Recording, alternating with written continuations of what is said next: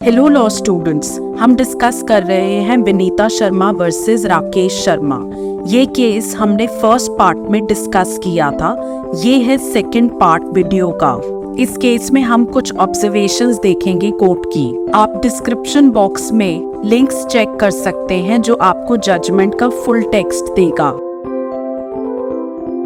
कोई भी हिंदू अगर डिसीज हो जाता है अमेंडमेंट एक्ट 2005 के आने के बाद, तो उसका शेयर मिताक्षरा कोपार्सनरी प्रॉपर्टी में डिवॉल्व होगा टेस्टामेंट्री या इंटरस्टेट सक्सेशन के हिसाब से, ना कि सर्वाइवरशिप के हिसाब से। ऐसा बताता है सबसेक्शन 3 ऑफ सेक्शन 6। ये भी माना जाएगा कि कोपार्सनरी प्रॉपर्टी का डीम्ड पार्टीशन हो चुका है। ऐसा इसलिए ताकि हम बता सके सर्टेनिटी से कि शेयर कितना है जो डिवॉल्व होना है लीगल एयर्स पर। डॉटर्स को उतना ही शेयर अलॉट होगा जितना सन को होगा। प्री डिसीज्ड डॉटर या प्री डिसीज्ड सन के सर्वाइविंग चाइल्ड को भी एक शेयर मिलेगा।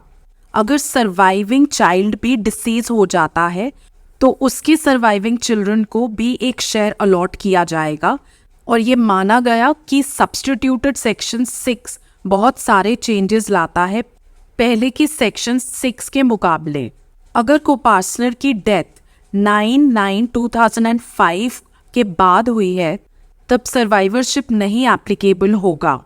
सबसेक्शन 3 ऑफ सेक्शन 6 की एक्सप्लेनेशन और एक्सप्लेनेशन 1 टू सेक्शन 6 सेम ही है। सबसेक्शन 4 ऑफ सेक्शन 6 डॉटर को भी लायबल बनाता है जैसे एक सन लायबल है। एक डॉटर, ग्रैंड डॉटर या ग्रेट ग्रैंड डॉटर तीनों ही इक्वली बाउंड है पायस ऑब्लिगेशन को फुलफिल करने के लिए अगर फादर द्वारा कोई डेट लिया जाता है तो। प्रोविजो क्रेडिटर का राइट प्रोटेक्ट करता है अगर डेट 2005 की अमेंडमेंट से पहले लिया जाता है। सबसेक्शन 4 ऑफ सेक्शन 6 बहुत साफ तौर पे ये बता देता है कि सेक्शन 6 रेट्रोस्पेक्टिव नहीं है, क्योंकि सेक्शन 6 के अंडर जो राइट्स और लाइबिलिटीज क्रिएट की गई हैं वो कमेंस हो रही है अमेंडमेंट एक्ट के आने पे। 2004 से पहले कोई भी पार्टीशन जो इफेक्ट में लाया गया है वो सेव किया जाता है प्रोविजो के अंडर सेक्शन 6 सबसेक्शन 1 और सेक्शन 6 सबसेक्शन 5 के। सबसेक्शन 5 ऑफ सेक्शन 6 की एक्सप्लेनेशन रिकॉग्नाइज कर रहा है पार्टीशन जो रजिस्टर किए जाते हैं रजिस्ट्रेशन एक्ट 1908, और उस पार्टीशन को भी रिकॉग्नाइज कर रहा है जो कोर्ट की डिक्री द्वारा दिए गए हैं। पार्टीशन के दूसरे फॉर्म्स को रिकॉग्नाइज नहीं किया जाता है पार्टीशन की डेफिनेशन में जो एक्सप्लेनेशन में पाई जाती है। कोपार्सनरी का प्रिंसिपल ये कहता है कि एक व्यक्ति जन्म से ही मिताक्षरा कोपार्सनरी में अधिकार प्राप्त करता है। उसी तरह बेटी को भी एक कोपार्सनर के रूप में मान्यता दी गई है और उस बेटे के समान अधिकार और जिम्मेदारी भी दी गई है। सेक्शन 6 की जो लैंग्वेज है वो बहुत क्लियरली बता रहा है कि बेटे के समान ही बेटी को भी कोपार्सनर बना दिया गया है। अडॉप्शन के थ्रू भी कोपार्सनर का स्टेटस मिल सकता है।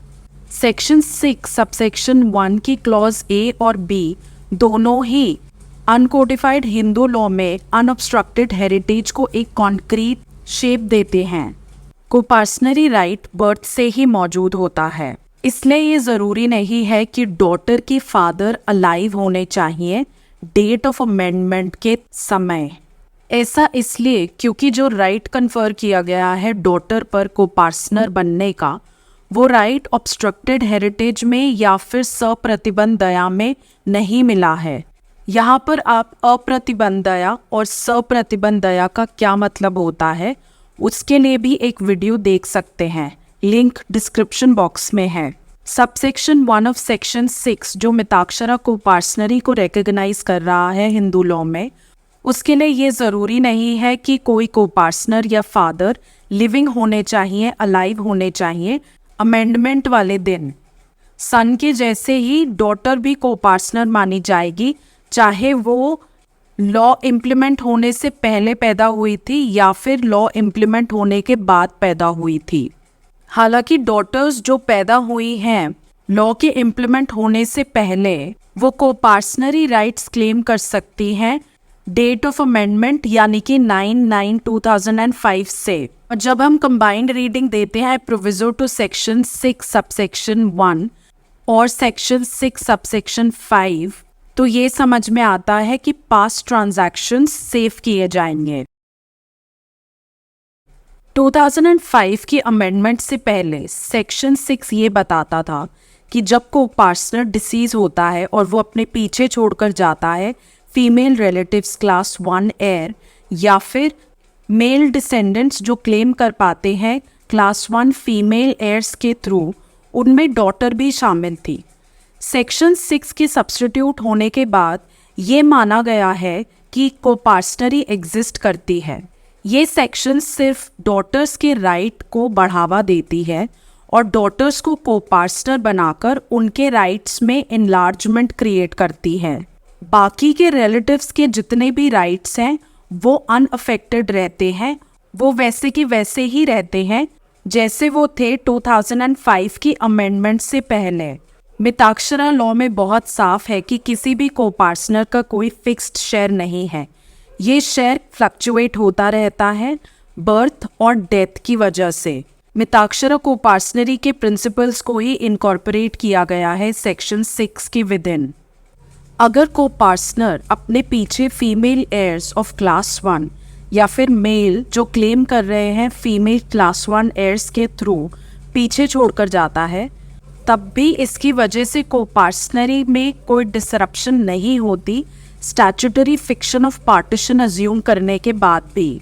ये लीगल फिक्शन इसीलिए क्रिएट किया गया है ताकि हम असर्टन कर सके कि डिसीज्ड कोपार्टनर का शेयर कितना था हिंदू जॉइंट फैमिली प्रॉपर्टी में। डीम्ड फिक्शन ऑफ पार्टीशन का एक लिमिटेड पर्पस है और वो पर्पस ये है to ascertain the share of the deceased copartner. Classic शास्त्रिक हिंदू लॉ एक्सक्लूड करता है डॉटर्स को और उन्हें कोपार्टनर्स नहीं बनने देता। इसी इनजस्टिस को 2005 की अमेंडमेंट खत्म करता है और स्पिरिट ऑफ कॉन्स्टिट्यूशन के हिसाब से डॉटर्स को भी सन के साथ एक इक्वल राइट देने का मौका दिखाता है। एक ऐसा सिनारियो जहाँ पे सोल सर्वाइविंग कोपार्टनर हो वो भी हो सकता है। ऐसे में उसकी प्रॉपर्टी इंडिविजुअल प्रॉपर्टी मानी जाएगी जब तक उसके एक सन बॉर्न नहीं होता है। सोल सर्वाइविंग कोपार्टनर के साथ अगर विडो या डॉटर मौजूद है तो वो सारे ट्रीट किए जाएंगे एज जॉइंट हिंदू फैमिली। ऐसे में अगर सन अडॉप्ट किया जाता है तो वो कोपार्टनर बनेगा। प्रॉपर्टी में इंटरेस्ट अक्वायर किया जाता है बर्थ के समय। 1956 के एक्ट आने से पहले प्रॉपर्टी डिवॉल्व होती थी सर्वाइवरशिप के हिसाब से। 1956 के बाद फीमेल्स को भी इनहेरिट करने का मौका मिलता है अनअमेंडेड सेक्शन 6 के अंडर। अब लीगल फिक्शन क्रिएट हुआ है, उसके हिसाब से डॉटर्स भी कोपार्टनर्स ट्रीट की जाएंगी। कोपार्टनरी राइट्स बर्थ के समय से मिली हैं, ना कि डेवल्यूशन ऑफ इंटरेस्ट की वजह से। जो भी इंसान कोपार्टनरी की परमिसिबल डिग्रीज में बर्थ लेगा उसको कोपार्टनर माना जाएगा। एक आर्ग्यूमेंट ये रेस की गई कि अगर फादर या कोई और कोपार्टनर डिसीज हो जाता है अमेंडमेंट एक्ट 2005 से पहले, तब फादर या उस कोपार्टनर का इंटरेस्ट मर्ज हो जाएगा सर्वाइविंग कोपार्टनरी में। इसका मतलब यही है कि ना तो फादर से ना ही किसी सर्वाइविंग कोपार्टनर से डॉटर अपना राइट सक्सीड कर सकती हैं एज कोपार्टनर्स। लेकिन कोर्ट ने इस आर्ग्यूमेंट को एक्सेप्ट नहीं किया क्योंकि कोर्ट ने माना कि कोपार्टनरी राइट डॉटर में किसी की डेथ की वजह से नहीं क्रिएट हो रहा। फादर या अदर कोपार्टनर डिसीज हो गए हैं, इसकी वजह से डॉटर कोपार्टनर नहीं बन रही। ये राइट अक्रू होता है, पैदा होता है बर्थ के टाइम से ही। सबसेक्शन 1 ऑफ सेक्शन 6 जो राइट कन्फर कर रहा है वो सर्वाइवरशिप के हिसाब से कन्फर नहीं हो रहा, बल्कि वो राइट कन्फर हो रहा है बर्थ के समय से ही। कोर्ट ने ये भी ऑब्जर्व किया कि हर कोपार्टनर की डेथ इनएविटेबल तो है ही। सबसेक्शन 1 ऑफ सेक्शन 6 के प्रोविजन की इंटरप्रिटेशन के लिए ये सवाल ज़रूरी नहीं है कि प्रॉपर्टी कैसे पास होगी डेथ के समय, बल्कि ये सवाल ज़रूरी है कि कोपार्टनर को अपना कोपार्टनरी का राइट मिताक्षरा लॉ में कैसे मिल रहा है। कोर्ट ने ये कहा कि हम ये इन्फर नहीं कर सकते कि डॉटर को कोपार्टनरी राइट्स किसी लिविंग कोपार्टनर की डेथ के बाद या अपने फादर की डेथ के बाद मिल रहा है। सेक्शन 6 की अमेंडमेंट के बाद प्रोविजन ये डिक्लेयर कर रहा है कि वो कोपार्टनर है। 2005 की अमेंडमेंट के बाद सबसेक्शन 3 ऑफ सेक्शन 6 ये बता रहा है कि सर्वाइवरशिप अब अबॉलिश किया गया है, जिससे कोपार्टनरी प्रॉपर्टी डिवॉल्व होती थी सर्वाइविंग कोपार्टनर्स पर। विनीता शर्मा वर्सेस राकेश शर्मा में ये आर्ग्यू किया जाता है कि अगर डॉटर्स को कोपार्टनरी राइट मिलता है बर्थ से ही और उन्हें बर्थ से ही डीम किया जाता है कोपार्टनर्स, तो इससे नॉर्मल वर्किंग ऑफ लॉ में बहुत अनसर्टेनिटी क्रिएट हो जाएगी।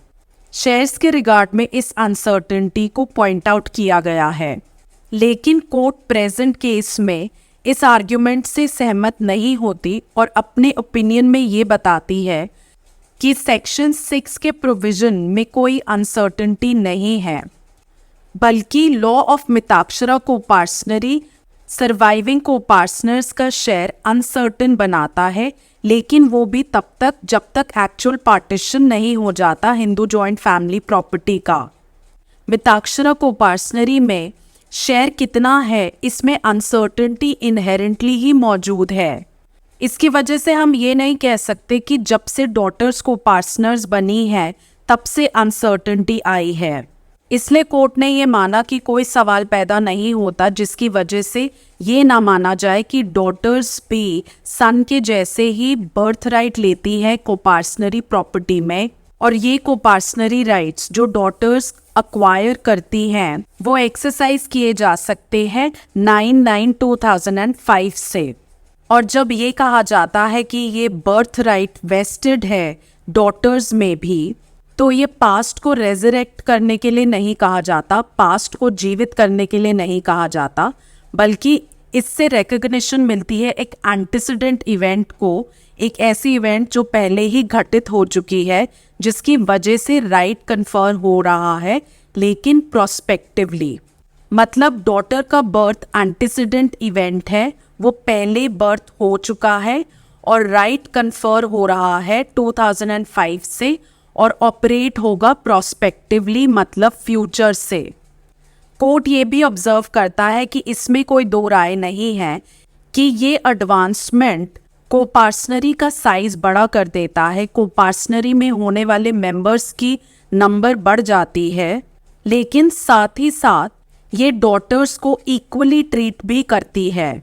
वैसे भी कोपार्टनरी का साइज बढ़ सकता है सन की बर्थ से भी।